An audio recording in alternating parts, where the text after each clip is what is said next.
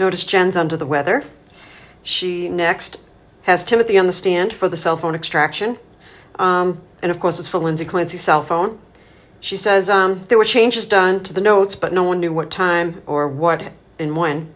So she has him read out loud Lindsay's note about herself, the kids, and Patrick.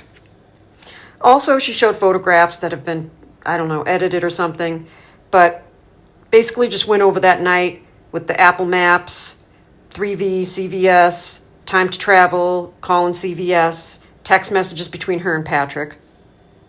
I honestly didn't notice anything earth-shattering in the note. Now, you could have took it, the only way I could see is to get rid of the older two so she could focus more on the little one, but other than that, I didn't see anything that was earth-shattering. Leave your comments. Note, I would read it, I'm sorry, but I'm having some difficulty. I'm sad and depressed because I am not able to parent my third child like my first. I want to treat any one of my babies like my first, but I know that's not a feasible possibility. I'm sad that I stopped breastfeeding. I feel not as connected with Cal now. I think I sort of resent my other children because they prevent me from treating Cal like my first baby, and I know that's not fair to them. I know that. I was feeling so depressed last evening when Cora and Dawson came home from school. I know it runs off on them, so we had a pretty rough evening. I want to feel love and connection with all my kids. I'm also probably having a bit of an internal conflict because my whole life I wanted to have a lot of kids. I still don't want Cal to be our last, but I have a lot of figuring out to do before I have another. I'm on the fence about starting a new medication for anxiety/depression. I just want to feel happy. I want to be able to relax and take care of my kids. And then when they go to bed at night, I want to deeply relax and hang out with Pat and then fall into a deep sleep for 8 hours, get up, and pour hard into myself for an hour and a half. Cal was so very planned and desired. I want to be able to give him all the love he deserves. I guess that's what it's like to be the third child, though. He's not the first third child to ever exist. I think I know he'll be okay, but it's really hard for me. I hate that he has to put himself to sleep. I'm sad I'm not breastfeeding anymore, but I think deep down these were the right choices.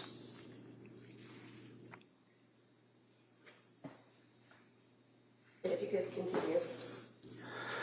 As for the sleep training, I needed a baby that slept through the night because I simply do not have the opportunity in my life to catch up on sleep.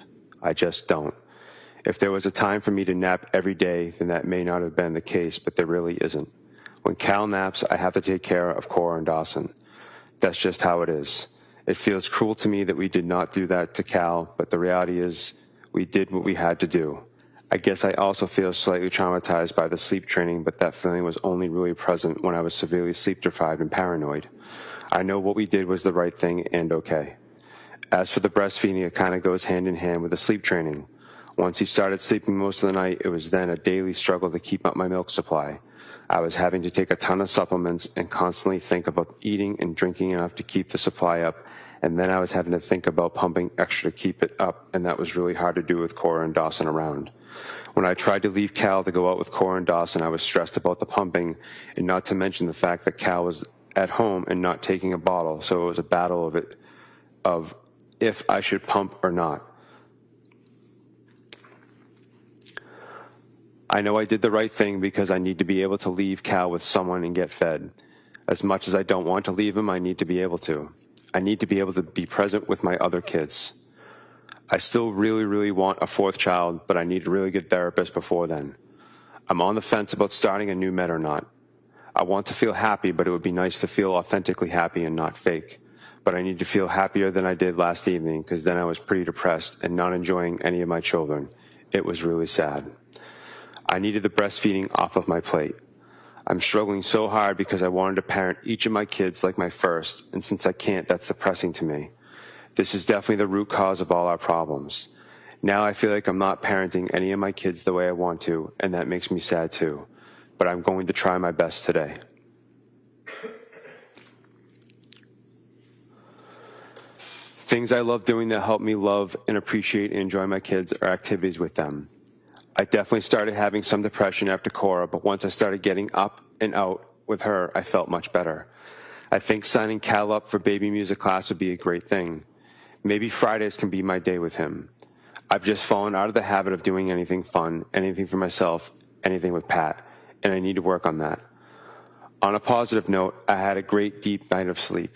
I'm terrified of something happening to my kids or doing something wrong to mess up their development. Our generation is inundated with information about every aspect of parenting and everything that go wrong if you don't get it right, and all the scary things happening in the world. It's insane.